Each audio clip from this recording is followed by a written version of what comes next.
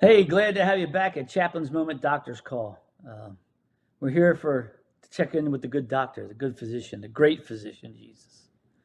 You know, recently my nephew was battling cancer, and I was praying for him, and I said, you know, we always pray what we want, like as if Jesus is supposed to be Santa Claus and give it to us.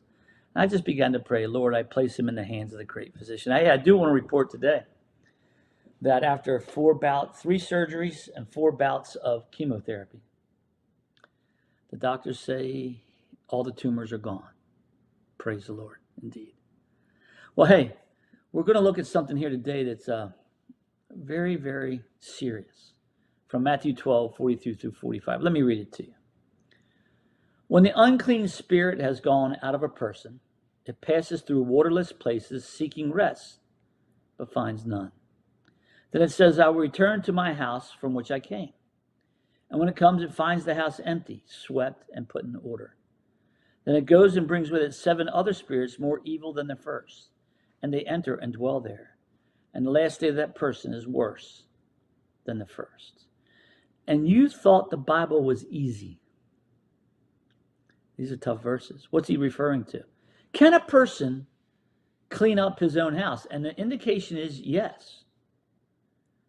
The unclean spirit, the alcoholic, can have victory over his alcohol.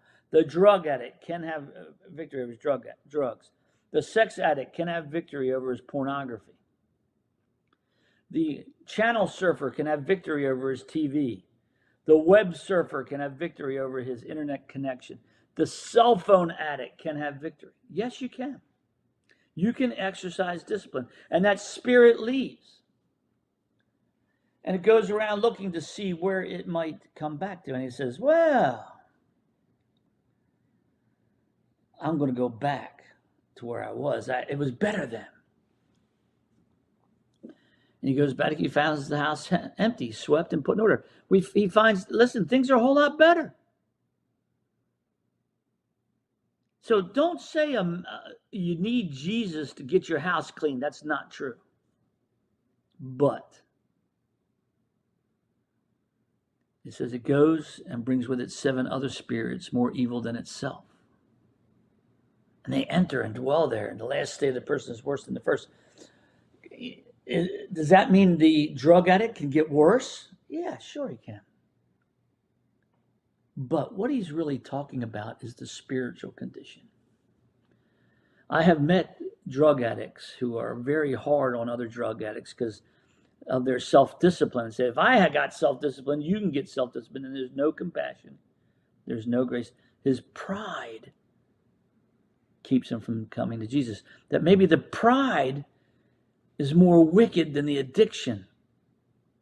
The pride is more wicked than our sin. The arrogance, the self-righteousness, those are all worse spirits than having the spirit of an addiction that it might be destroying your life.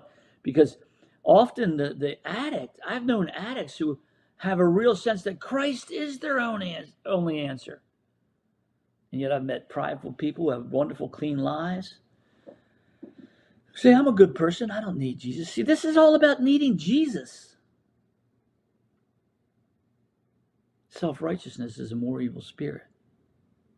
Arrogant pride is a more evil spirit. See, we don't see it that way because we think a drug addict destroys us. We think an alcoholic just drinks too much. He could have a DUI. Yeah, because that's physical consequences. But the spiritual is more important than the physical.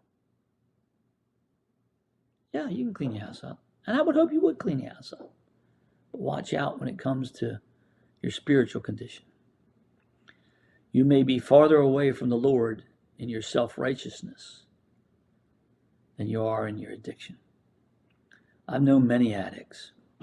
Many. I've worked with many. All sorts of addictions. And they know.